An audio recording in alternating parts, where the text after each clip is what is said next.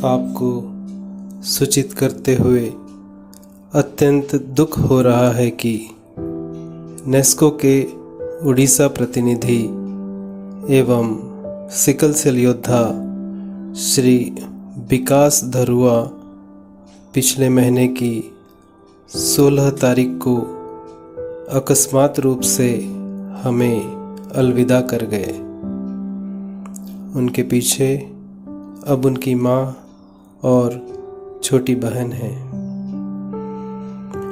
हम सभी की ओर से विकास जी को भावपूर्ण श्रद्धांजलि।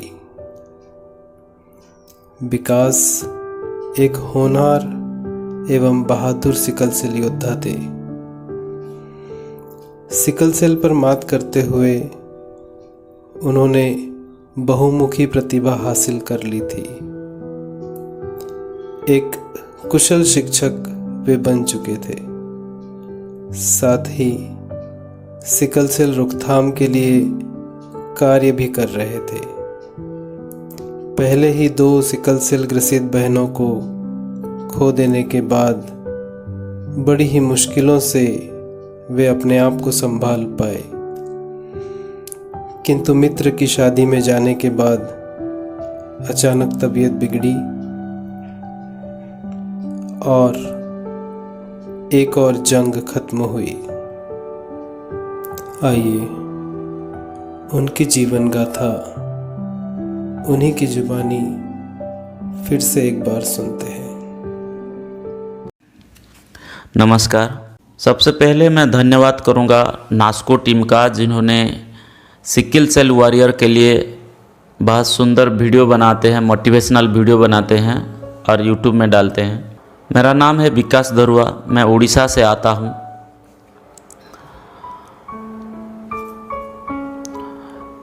अभी मैं उड़ीसा गवर्नमेंट के अंडर में सरकारी स्कूल में टीचर हूं, हाई स्कूल पर।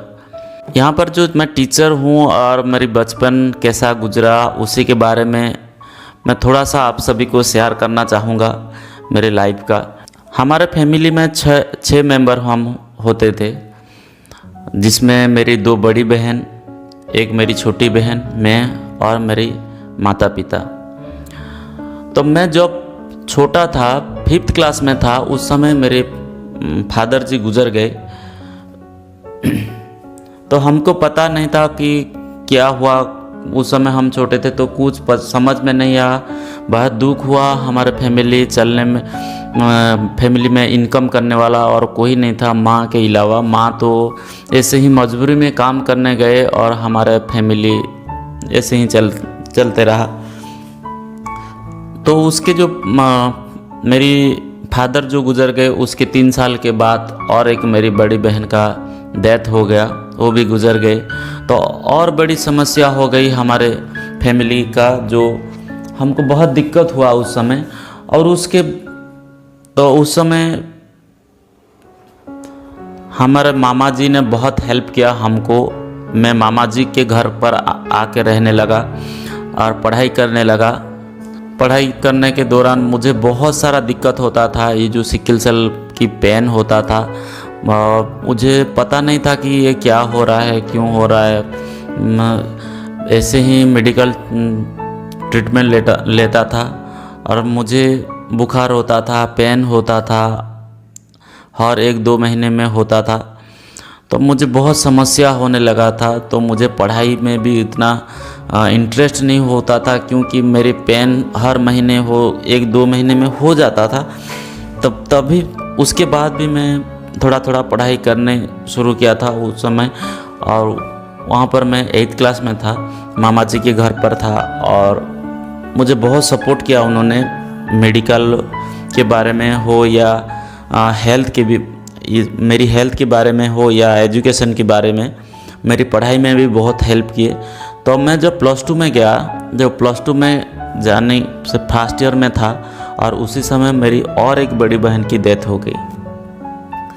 तो हमारे फैमिली में 6 मेंबर थे हम, और 3 मेंबर की डेथ हो गया। 2005 और 2011 के बीच में 3 मेंबर की, हमारा फैमिली में 3 मेंबर का डेथ हो गया, जिसके दौरान हम पूरी तरह से टूट गए थे।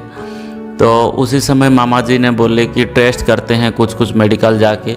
तो उस समय हम गए थे और मेरा सिकल सेल आया था। और उस समय हमको पता ही चल गया था कि मेरी जो सिम्टम थी, मेरी एक बड़ी बहन जो गुजर गए थे 2011 में, तो उसका भी सही सेम सिम्टम होता था। तो हमको उस समय पता चला कि उसका भी सिकल सेल होगा। तो उस समय हम समझ भी नहीं पाए सिकल सेल क्या है। ये सिकल सेल के बारे में हमको कुछ आइडिया नहीं था। फिर भी डॉक्टर को हम दिखाते थे और जो भी मेडिसिन फोलिक एसिड होगा तो उसका हम कंटिन्यू किए, फोलिक एसिड खाने लगे। और बुर्ला मेडिकल जो संबलपुर में है, वहाँ से हम ड्यूरिया जो हाइड्रोक्सी यूरिया है उसका खाने लगे, उसी मेडिसिन का।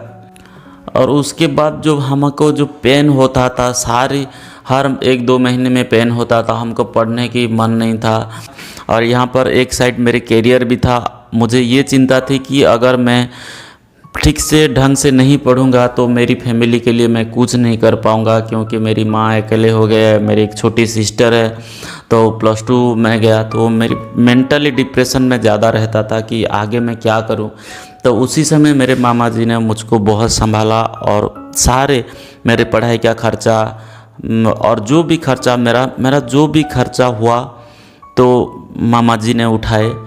और ऐसे ही देखते देखते मैं ग्रेजुएशन कंप्लीट किया। ग्रेजुएशन के बाद मैंने सोचा कि कुछ जॉब किया जाए, सोच रहा था जॉब किया जाए। तो उस समय मैं फिजिकली ज़्यादा ये काम नहीं कर सकता था, क्योंकि मेरा तबीयत बहुत ज़्यादा ख़राब होता था उस समय। तो मैं पढ़ाई किया, ऐसे तैसे ही पढ़ाई कंप्लीट किया। तो उस समय मेरा ग्रेजुएशन ख़त्म होने के बाद एवास्कुलर नेक्रोसिस, जो कि मेरे राइट हिप में ऐसे ही एक प्रॉब्लम हो गया है, जहाँ पर बल ख़राब होने लग रहा है। और अभी डॉक्टर ने बोले हैं कि उसे ऑपरेशन करके रिप्लेसमेंट करना पड़ेगा।